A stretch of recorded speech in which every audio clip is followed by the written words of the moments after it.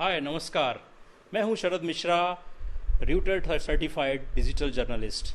तो हम संडे के संडे ऐसे दो मुद्दे लेके आएंगे जो कि आमतौर पे छुपे हुए मुद्दे हैं, जो कि छुपा दिए जाते हैं, मेन स्ट्रीम मीडिया उसको बताता नहीं है उसको, और जो कि बेसिकली आम सरोकार की बातें हैं, जो कि आम जनता से रिलेटेड बातें हैं। और बहुत सारे लोग सोचते हैं कि यार ये पॉलिटिकल बातों में हमें नहीं पढ़ना है, कि पॉलिटिक्स से हमारा कोई वास्ता नहीं है।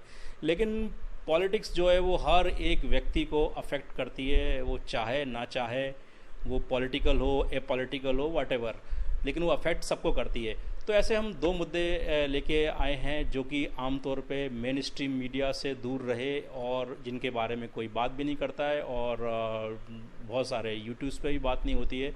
तो हम ऐसे दो मुद्दे के बारे में बात करेंगे। ऐसे छुपे हुए जो खबरें हैं, जो बेसिकली ऐसी खबरें हैं जो आमतौर पे छुपा दी जाती हैं जनता से, उनके बारे में बात करेंगे। और बड़ी महत्वपूर्ण खबरें हैं वो दोनों ही खबरें।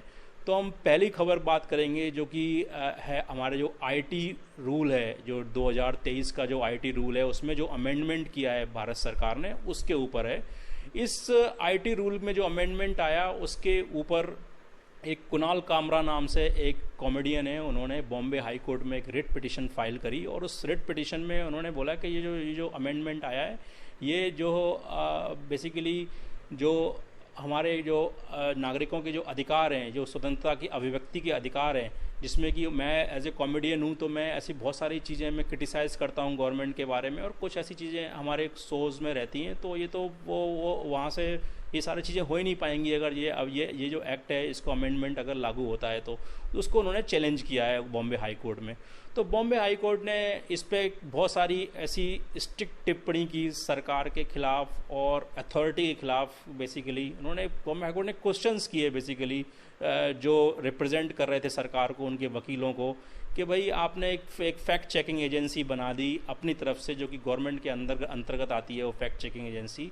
तो वो एजेंसी लोगों के फैक्ट चेक करेगी कि लोग सरकार के बारे में क्या बातें लिख रहे हैं, या सरकार के बारे में क्या झूठ फैला रहे हैं, क्या फॉल्स है, फेक है, या जो भी नैरेटिव क्रिएट कर रहे हैं। तो लेकिन ये एजेंसी होती कौन है इसको, और इस एजेंसी का जो है वो फैक्ट कौन चेक करेगा, ऐसा क्वेश्चन जो है वहाँ के जो बॉम्बे हाई कोर्ट के जजेस ने पूछा। उसके अलावा बॉम्बे हाई कोर्ट ने ये भी बोला कि कोर्ट के अलावा as per constitution there is no authority in India, इसके अलावा कोई और ऐसी अथॉरिटी नहीं है जो कि ये कहे कि ये सही है या गलत है, फेक है और व्हाटएवर। तो ये अधिकार केवल कोर्ट का ही अधिकार है, ये कोई ऐसी एजेंसी बना के नहीं हो सकता। इस तरह के उन्होंने अपने क्वेश्चंस या कह लिए सवाल जो है जो सरकार की तरफ से जो वकील थे उनको बोले।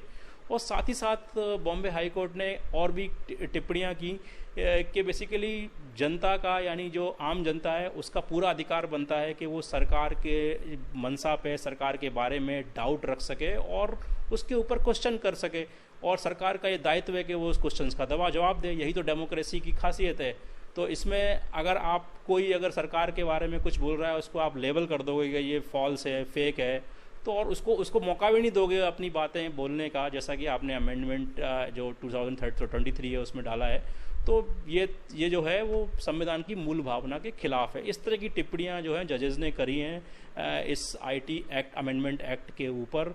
और देखते हैं आगे ये केस किस तरह से आगे बढ़ता है, क्योंकि ये बहुत इम्पोर्टेंट मैटर है जिसमें कि लोगों की जो बोलने की या अभिव्यक्ति की जो आज़ादी है वो पूरी तरह से प्रभावित होती है, और ये आम जनता को ये प्रभावित करता है। इसलिए हमने इस मुद्दे को उठाया। और ये आमतौर पे किसी भी मेन स्ट्रीम मीडिया में तो आप ये बातें सुनने से रहे, वो लोग इस बारे में बात नहीं करते हैं इस संबंध में, क्योंकि यहाँ पे थोड़ा सरकार के बारे में कुछ तल्ख टिप्पणी जो है वो बॉम्बे हाई कोर्ट ने की है।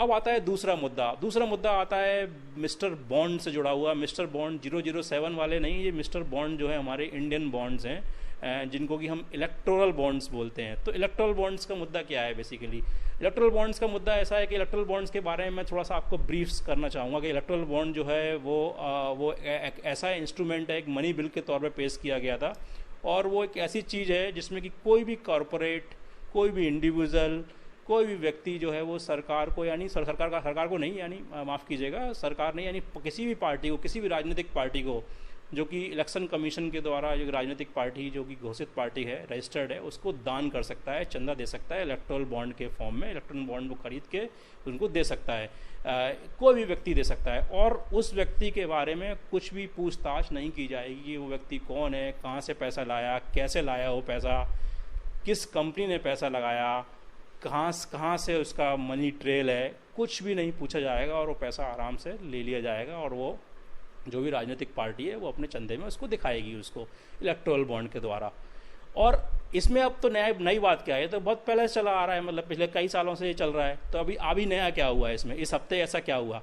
तो इस हफ्ते ऐसा हुआ कि एडीआर की एक रिपोर्ट आई, वो रिपोर्ट बताती है कि जो इलेक्टोरल बॉन्ड के द्वारा जिन जिन पार्टियों ने चंदा लिया, उसमें सबसे ज़्यादा चंदा, मतलब लगभग 70 से 80% चंदा एक पार्टी को गया, एक पार्टी विशेष को गया जिसका नाम है भारतीय जनता पार्टी, उसको गया। उन्होंने लगभग जो है 5200 करोड़ का उनको चंदा प्राप्त हुआ इलेक्टोरल बॉन्ड के द्वारा। और बाकी सारी पार्टियां पुट टुगेदर, जितने भी और अन्य राजनीतिक दल हैं और जितने भी अन्य विपक्षी दल हैं, सबको मिला के उनको आप समझ सकते हैं कि केवल 25-30% जो है वो चंदा मिला। यानी कम से 2 से 3 गुना चंदा जो है वो एक ही पार्टी को पास गया।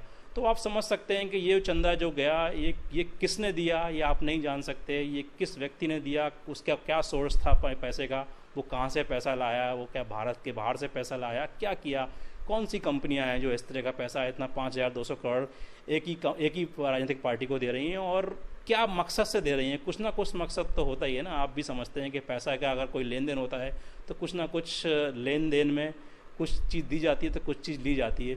तो इससे हमें क्या लेना देना है, एज ए आम जनता हमें क्या फ़र्क पड़ता है? हमें फ़र्क पड़ता है क्योंकि ये सारी चीज़ें जो हैं वो हमारी लिए जो योजनाएं बनती हैं, जो आम जनता के लिए योजनाएं बनती हैं, उनको प्रभावित करती हैं, उनको बाइज्ड तरीके से प्रभावित करती हैं। क्योंकि ये संभव है कि अगर कोई भी राजनीतिक दल जो कि सत्ता में भी हो और वो चंदा प्राप्त कर रहा है किसी भी ऐसी कंपनी से, किसी भी ऐसे व्यक्ति से, किसी भी ऐसे कॉरपोरेट से जो कि अपना हित साधना चाहता हो, तो उसके लिए ये बड़ा आसान तरीका है कि इसमें कि उसको पता भी नहीं चलेगा, कोई बता भी नहीं पाएगा कि ये पैसा कहाँ से लाया, क्यों लाया, कोई पूछेगा नहीं, कोई पूछताछ नहीं, कुछ नहीं, कोई ट्रांसपेरेंसी नहीं, बिल्कुल ओपेक सिस्टम, एकदम बिल्कुल गुप्त दान जिसको बोलते हैं ना, गुप्त दान का एक बड़ा ही बेहतरीन लीगलाइज तरीका है हमारे भारतवर्ष में, जिसको कि हम इलेक्टोरल बॉन्ड बोलते हैं। इसलिए इसको मिस्टर बॉन्ड या 007 वाले बॉन्ड का भी बड़ा बाप है ये, ऐसे समझिए इस बॉन्ड को। तो ये एक ऐसी चीज़ है जो कि आम जनता को डायरेक्टली प्रभावित नहीं करती, लेकिन इनडायरेक्टली प्रभावित करती है और पता भी नहीं चलता आम जनता प्रभावित हो गई इसमें।